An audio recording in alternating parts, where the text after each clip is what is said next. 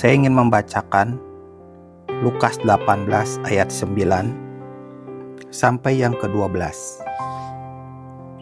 Dan kepada beberapa orang yang menganggap dirinya sendiri orang benar dan memandang rendah orang-orang lain, ia mengatakan perumpamaan ini. Ada dua orang pergi ke bait suci untuk berdoa. Yang satu orang Farisi dan yang lain seorang pemungut cukai.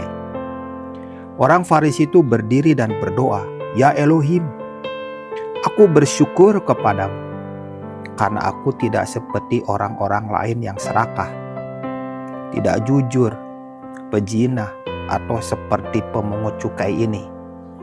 Aku berpuasa 2 kali dalam seminggu. Aku memberikan 10% dari semua yang aku hasilkan." Itu adalah doa orang Farisi. Dia merasa benar. Dia merasa lebih benar dan memandang rendah orang lain. Saya percaya bahwa hal itu menjadi masalah di hadapan Tuhan. Kenapa? Karena kita tuh gak pernah bisa mencapai tingkat kebenaran dengan cara menghakimi orang lain atau memandang orang lain lebih rendah.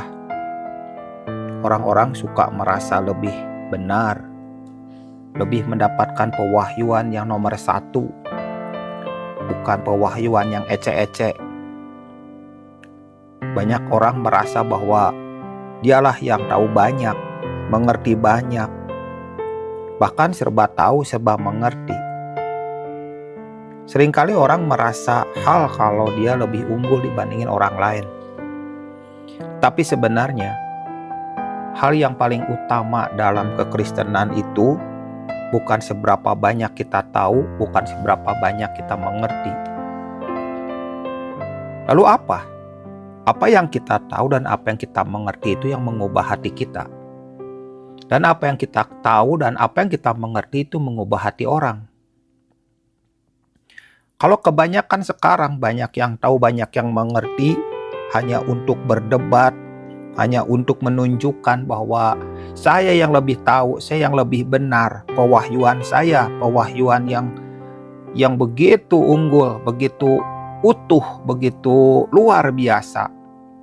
Tetapi percumalah kalau seandainya hal itu tidak mengubah kehidupan sendiri, apalagi mengubah kehidupan banyak orang.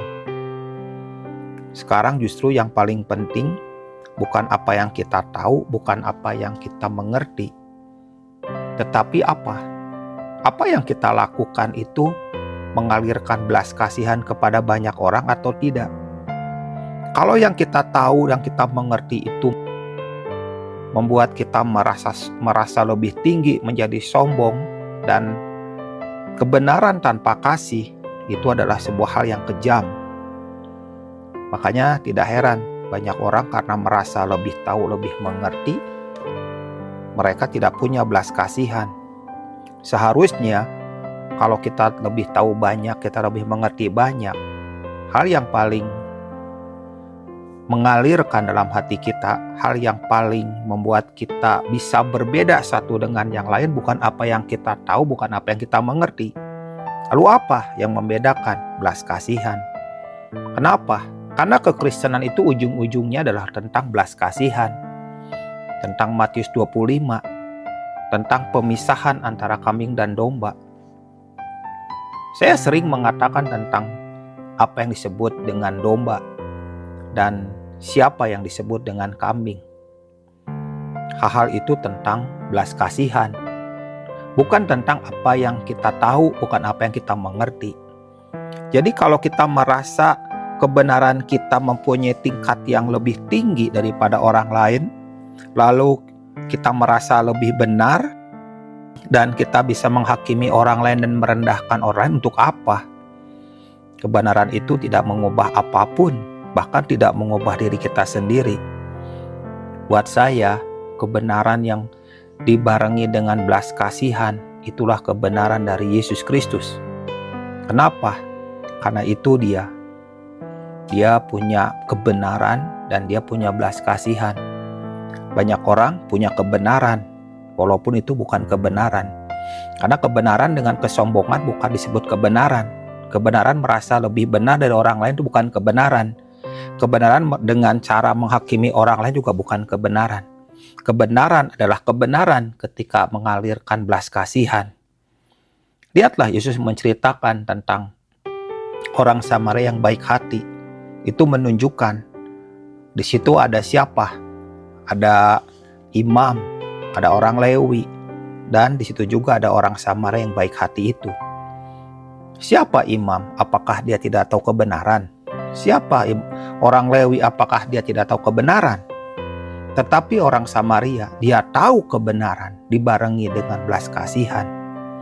Karena itu, saudara, kita lihat di hari-hari terakhir ini, yang Tuhan cari bukan siapa yang tahu banyak, bukan siapa yang mengerti banyak, tetapi siapa yang mengalirkan belas kasihan kepada banyak orang. Karena itu adalah kekristenan sejati. Kekristenan sejati adalah seperti Yesus. Dia mengambil roti dan berkata, "Dah tubuhku yang dipecah-pecahkan bagi kamu. Hendaklah kamu semua memiliki kehidupan yang dipecah-pecahkan bagi banyak orang."